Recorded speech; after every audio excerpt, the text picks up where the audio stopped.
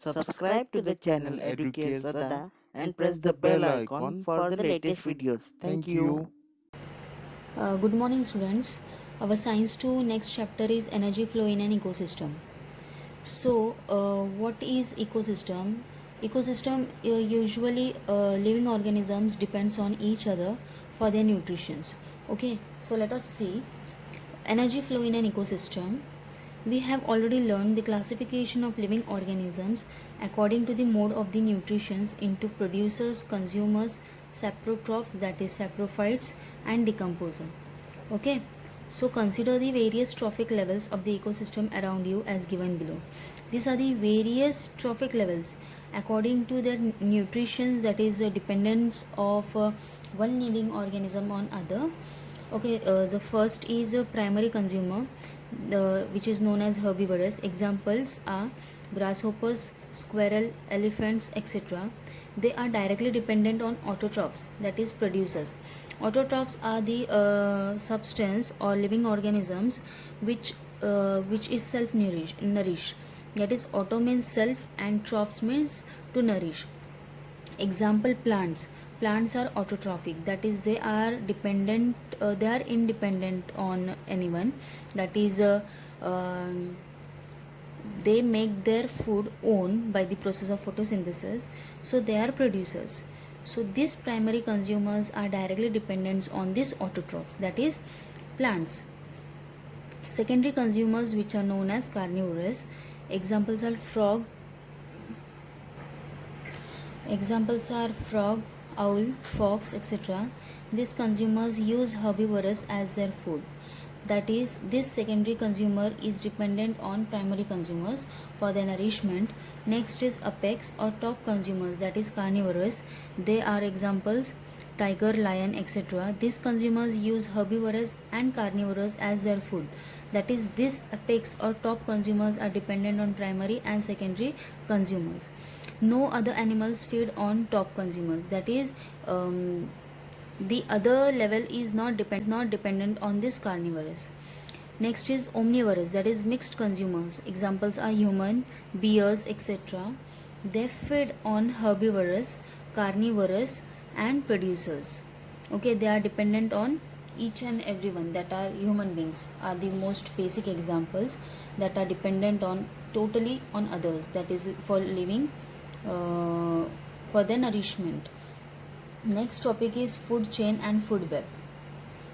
So in food chain and food web, we are going to see that how the autotrophs, how on autotrophs various living organisms are dependent, and how the food chains is going on repeating in ecosystem. So what they are saying, construct four chains like the one shown in the 7.1, that is this food chain. So construct four food chain like this. How? Let us see. Interactions go on continuously between producers, consumers, and saprophytes. Okay, so this interaction is totally natural. Due to these interactions, the consumers are able to depend on producers, and saprophytes are totally means able to depend on producers and consumers. There is a definite sequence in these interactions which is called the food chain. Each chain consists of 4, 5 or more links. Means these food chains are related to various organisms which are micro and macro, and they are dependent on each other for nourishments. As ecosystem consists of many food chains that are interconnected at various levels, thus a food web is formed. So various food chains are interdependent on each other, and that chain is combinedly known as food web. Next, explain the food chain of various ecosystems which you have studied last year. So this is an activity you have to complete it.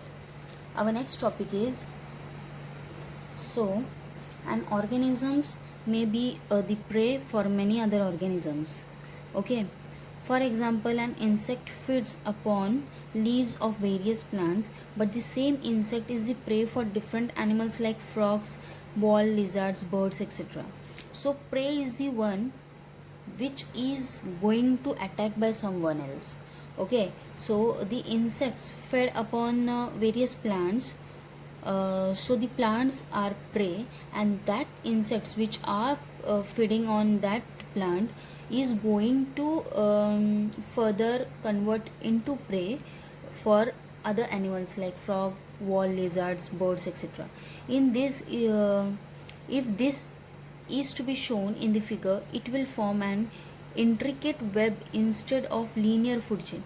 Intricate web means complicated web instead of food chain, means everyone is dependent on each other for their nourishment. They are simply trying to say that such an intricate network is called a food web, means a mesh of food chain is known as food web. Generally food webs are found everywhere in nature. Okay, so next is make a list of various consumers of the ecosystem around you and classify them according to mode of nutrition. Pictures of various organisms are given in 7.2. Construct a food web is the number of consumers in a, this is an activity you have to do as an homework. Okay, is the number of consumers in the food web fixed?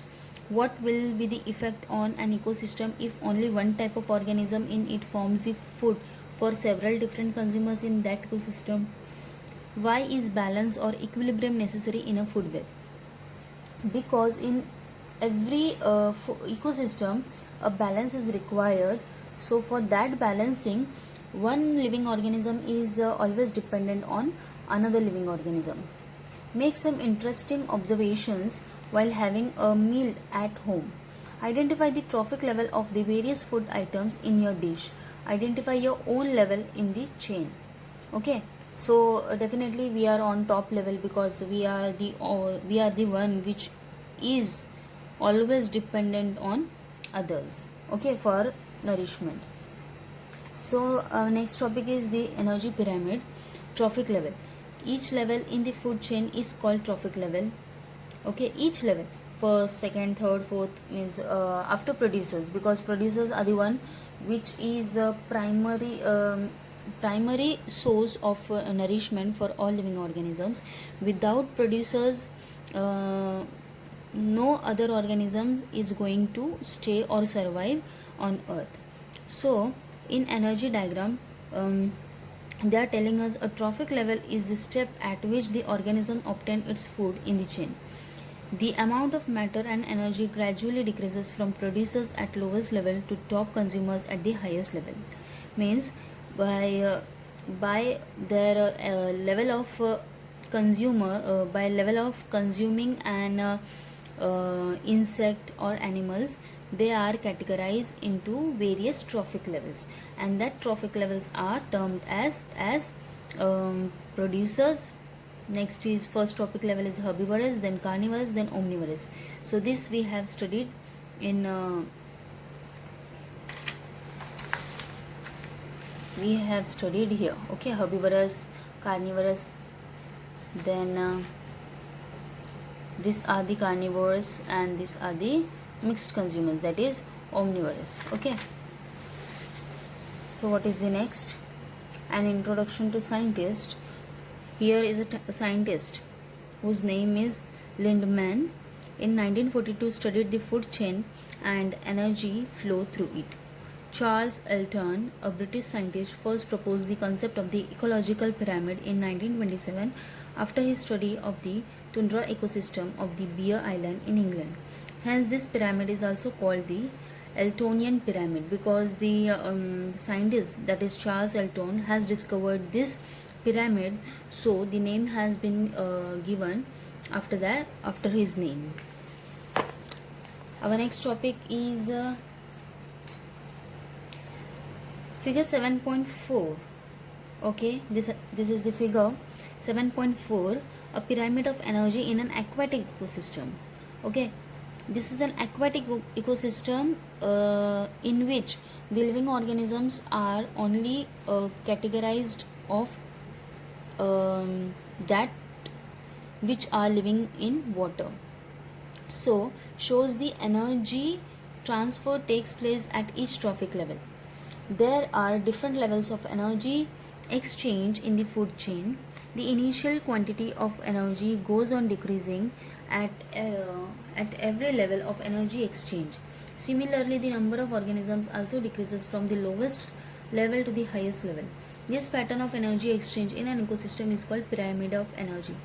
Always the energy is exchanged because the energy is consumed by various organisms by moving a other level of trophic level. Okay, after the death of apex consumer, this energy becomes available to the decomposer. Fungi and other microorganisms decomposes the body of dead animals. So living organism or dead animals on which the fungi or microorganisms are growing, they are decomposing that living organism. They are called decomposers because they are decaying. Decomposers means a decay of some substance is known as decomposers. The level of nutritions present in that body is slowly decreasing, and in the process of obtaining food from the remains of the organism, decomposers convert them into simple carbon compounds. These substances easily mix with air, water, and soil, from where they are again absorbed by plants and incorporated into food chain. Means the cycle is going on and on and on. What they are telling, in the process of obtaining food from the remains of the organism, decomposers convert them into simple organic compounds. Means by decomposing, the complex food which is present on that living organism is converted into a simple carbon compounds. These substances easily mix with air, water, and soil, from where they are again absorbed by plants and incorporated into food chains. Means the substance which is present in that dead organisms, after decomposing, the living organisms or the microorganisms present on that dead organism is slowly mixed with water, air, and soil, which is further absorbed by that particular or specific plants, and the nutritions are totally absorbed in that plant, and the plant is again eaten by some animals, and that animals is eaten by human beings. So this chain is always going on repeatedly. You can now see that due to the food web formed by various modes of nutrition, energy and various nutrients circulate continuously in the ecosystem. So energy is always the third law of Newton says that energy neither be created nor it can be destroyed, but it is converted into one form into another. So this food web or food chain is telling us that only that energy produced by some organism is converted to next level by another organism, and the energy is not created, but it is converted into one form and another form, and it is carried out by other living organisms. You can the sun is the most important source of energy in an ecosystem. Green plants of the ecosystem store some of the solar energy in the form of food. So the green plants have the capacity to absorb photosynthesis, to absorb sun rays, and to absorb carbon dioxide from air, and with the help of water, the photosynthesis process is carried out, due to which the plants are able to nourish their own food. Then, before reaching the decomposers, this energy is passed on from one trophic level to the next.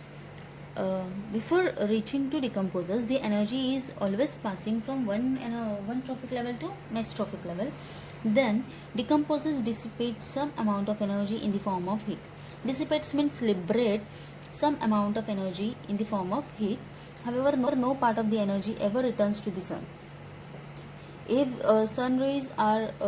daily sun rays are coming on our earth, the return of that energy is not possible. Hence, such passage of energy is referred as one wave transport. Okay, the energy that is transferred from a sun source, okay, solar source, is not going back to the sun, even it is wasted. So the transport or the return of that energy is not possible. That's why that term is known as one way transport. This may be asked in your MCQs. So read your textbooks properly. Our next topic is biogeochemical cycle. Okay, biogeochemical cycle. Bio means always bio is related to living organisms. Wherever bio term is coming, it is related to living organism. Biogeochemical cycle means geo means related to geographic, related to earth, and with the help of that is the chemicals are related in this term. That's why biogeochemical cycle is a topic. Though the energy flow in an ecosystem is one way, okay, the rays which are coming from solar energy is one way, the flow of nutrients is cyclical. Cyclical means in a rotation which is going to repeat and go on. All organisms need nutrients for their growth. Study the various components in the figure given outside and explain the biogeochemical cycle in your own word. The cyclic flow of nutrients within an ecosystem is called biogeochemical cycle. A cyclic rotation means the productions and the conversions of energy in each level is going to repeat further. So this ecosystem is known as biogeochemical cycle. The nutrients necessary for the growth of organisms Nutrients necessary for the growth of organisms are continuously transferred from abiotic to biotic factors and biotic to abiotic factors. Abiotic, bio means living organism, abiotic means non-living organisms. So the transfer of that energy or nutrients from abiotic to biotic and from biotic to abiotic factor is going on in an ecosystem. This cycle operates continuously through the medium of the biosphere formed by the lithosphere, atmosphere, hydrosphere. This lithosphere, atmosphere and hydrospheres are the levels of our energy of our atmosphere. Atmosphere means according to their height of air content. These spheres are related to lithosphere means on land, atmosphere means on air, and hydrosphere means on in water. The recycling of biological, geological and chemical sources of nutrients in this process is a complex process and depth upon the level of energy transferred in an ecosystem. So lithosphere means the living organisms which are living on land, and atmosphere means the particles that are the bacteria or viruses and other dust particles or gases which are living in atmosphere, and hydrospheres means living organisms which are totally dependent on water or which live in water. The recycling of biological, geological and chemical sources of nutrients in this process is a complex process and depends upon the level of energy transferred in an ecosystem. So this complex process always depends on the level of energy transferred in an ecosystem. So there is a type of biogeochemical cycle. In two sections they have been categorized, that is gaseous cycle and sedimentary cycles. Gaseous cycle is an accumulation of the main abiotic gaseous nutrients material is found in the Earth's atmosphere. So in Earth's atmosphere, a specific gaseous nutrition is formed by its abiotic components. Abiotic means living organisms are not totally related to this because they are considered as abiotic, means non-living organisms, that is gases which are present in atmosphere. That's why they are termed as gaseous cycle. Examples: nitrogen, oxygen, carbon dioxide, water vapors, etc.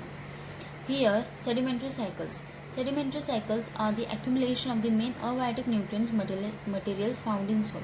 Here also they are related to abiotic, means non-living organisms. Examples: sediments and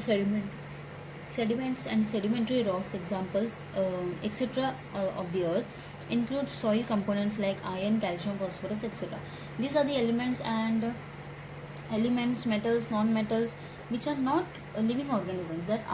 These are the elements, and these are the gaseous components. These are also an element. That's why these both are categorized under abiotic components. So next, the gaseous cycle is a speedier cycle than the sedimentation cycle. For example, if the carbon dioxide gas has accumulated in this area, it is quickly dispersed with the wind or absorbed by the plants. So gaseous is quick because the gases are uncontrolled by any of the volumes or any of the medium. They are uncontrolled. They can be traveled from one place to another. Other than these elements that are iron, calcium, phosphorus, which are present in soil, the soil is not easily get transferred from one place to another. Climatic change and human activity seriously affects the speed, intensity, and equilibrium of this cycle. Hence, various aspects of these cycles are extensively studied nowadays. Okay, because the climatic changes are changing day by day, due to which the intensity or the purity of the atmosphere is damaged, due to which the speedier of cycle is not able to take place. Next, the cycle of gases and the sedimentary cycle cannot be completely separated from each other. For example, nitrogen is present in the form of gas in the atmosphere and in the form of compound like nitrogen oxide in the soil and sediments. Similarly, carbon occurs in abiotic form mainly in coal, granite, diamond, limestone, etc. in the earth's crust and in the form of carbon dioxide gas in the atmosphere.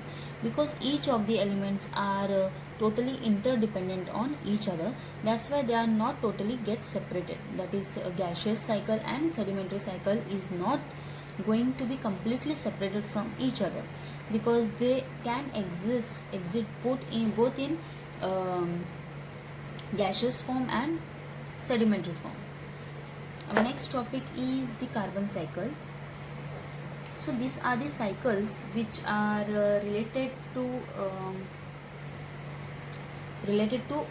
biotic components, due to which the role of biological factors is also responsible to occur this cycle. So this is the small topic which we are going to see in our next class. Till here, you have to read your textbook thoroughly and mark important points from it. Okay, bye.